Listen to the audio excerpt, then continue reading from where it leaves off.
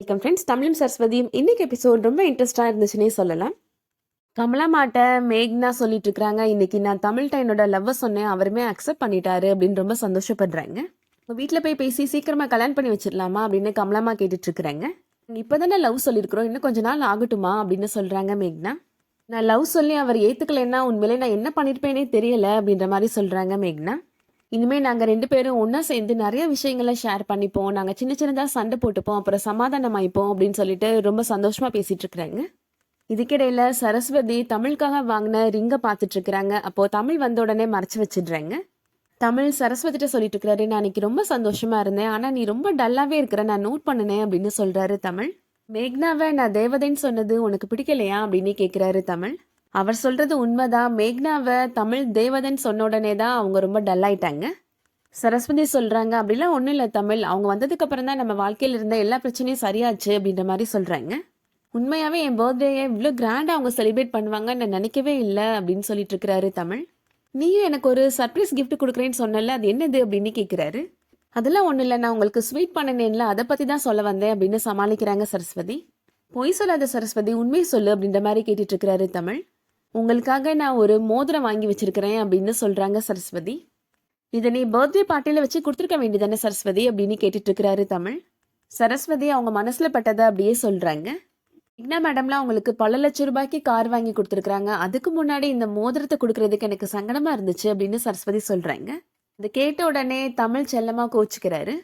அவங்க கொடுத்த காருக்காவது விலை மதிப்பு இருக்கு, ஆனா நீ கொடுத்த இந்த மோதிரத்துக்கு விலை மதிப்பே இல்லை அப்படின்னு சொல்றாரு.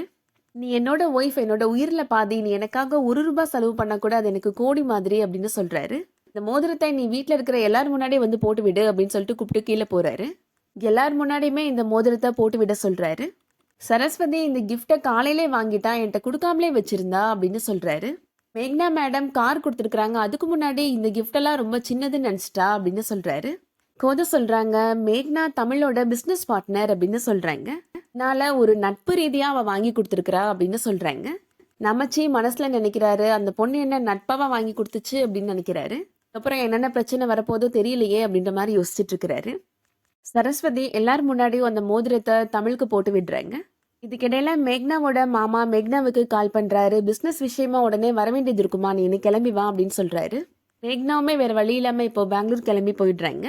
மேக்னா அவங்களோட மாமாட்ட தமிழ்கிட்ட நான் லவ் சொல்லிட்டேன், அதை அவர் ஏற்றுக்கிட்டாரு அப்படின்ற மாதிரி ஃபஸ்ட்டே சொல்லியிருந்திருப்பாங்க. அதை வச்சு மேக்னாவோட மாமா இப்போ ஒரு பிளான் பண்ணுறாரு. மேக்னாவோட வீட்டுக்கு சொந்தக்காரங்களை வர சொல்லி மேக்னாவை பொண்ணு கேட்க சொல்கிறாரு. மேக்னா நான் ஏற்கனவே ரிலேஷன்ஷிப்பில் இருக்கிறேன் அப்படின்ற மாதிரி சொல்லி அதை மறுத்துடுறாங்க. மேக்னாவோட கம்பெனி ஃபங்க்ஷனில் வச்சு மேக்னாவோட மாமா ஸ்டாஃப்ஸ் எல்லார்ட்டையுமே சொல்கிறாரு, மேக்னாவை உங்களுக்கு ஒரு பவர்ஃபுல் விமனாக தான் தெரியும், ஆனால் அவங்க கூடிய சீக்கிரமாகவே கல்யாணம் பண்ணிக்க போகிறாங்க அப்படின்னு சொல்கிறாரு. மேக்னா தமிழ் 2 பேரும் ஒன்றா சேர்ந்து எடுத்த ஃபோட்டோ ஸ்லைடை எல்லாருக்கும் போட்டு காமிக்கிறாரு. ஆமாயே இப்படி பண்ணுறாருன்ற மாதிரி மேக்னா யோசிச்சுட்டு இருக்கிறாங்க. அதோட இன்னைக்கான எபிசோட் முடியுது. மேக்னாவுக்கு தமிழ் கல்யாணமானவர்ன்ற உண்மை எப்போ தெரிய வரப்போகுது, அதுக்கு அவங்க எப்படி ரியாக்ட் பண்ண போகிறாங்கன்றதை வெயிட் பண்ணி பார்க்கலாம்.